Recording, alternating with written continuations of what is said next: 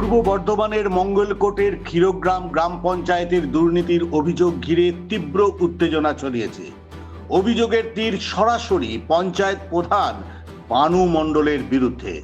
স্থানীয়দের দাবি, প্রায় 10 লক্ষ টাকার সরকারি গাছ বিক্রি এবং আরও 10 লক্ষ টাকার নতুন সাবমার্সাল পাম্প বসানো প্রকল্পে ব্যাপক আর্থিক অনিয়ম হয়েছে। সরকারি অর্থের অপচয় এবং দুর্নীতির অভিযোগ তুলে সরব হন গ্রামবাসীরা। পরিস্থিতি আরো উত্তপ্ত হয়ে ওঠে যখন ঘটনাস্থলে পৌঁছান মঙ্গলকোটের নবনির্বাচিত বিজেপি বিধায়ক শিশির ঘোষ। শঙ্কু, মঙ্গলকোটের ক্ষীরগ্রাম পঞ্চায়েতকে নিয়ে কি ঘটনা ঘটেছে একটু যদি বিস্তারিত জানাও।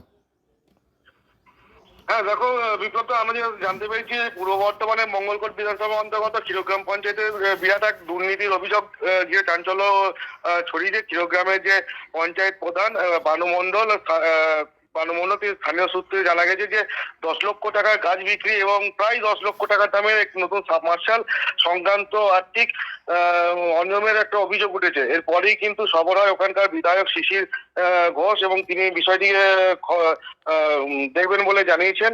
এতে তাছাড়াও গ্রামবাসীদের এবং পঞ্চায়েতের অফিসে উপস্থিতি প্রধানের জবাবদিহি করেন সকলে মিলে এবং পরিস্থিতি উত্তপ্ত হয়ে ওঠে এবং গ্রামবাসী এবং বিধায়কের উপস্থিতিতে পঞ্চায়েতের ভেতরেই আটকে রাখা হয় পঞ্চায়েতের প্রধান বানু মণ্ডলকে। পরিস্থিতি সামাল দিতে ঘটনাস্থলে বিডিও ও পুলিশ বাহিনী আসেন এবং প্রশাসনিক বৈঠকে উত্তেজনা প্রায় প্রথমের চেষ্টা করেন।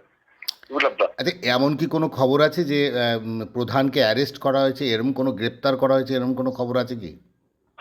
হ্যাঁ দেখো, আমরা যেটা সূত্র মারফত জানতে পেরেছি যে মঙ্গলকোটের ক্ষীরগ্রাম পঞ্চায়েত প্রধানকে এই দুর্নীতির তছরূপের কারণে প্রায় রাত্রি 1:30 নাগাদ গ্রেপ্তার করেছে মঙ্গলকোট থানার পুলিশ।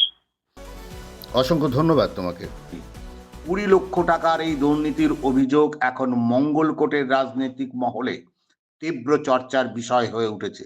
প্রশ্ন উঠছে, সরকারি প্রকল্পের টাকা কি আদৌ উন্নয়নের কাজে খরচ হয়েছে, নাকি সেই অর্থ বড় অংশ গিয়েছে দুর্নীতির জালে? এখন নজর প্রশাসনের পরবর্তী পদক্ষেপের দিকে। কাটোয়া থেকে শঙ্কু কর্মকারের রিপোর্ট, আশ্বাস বাংলা।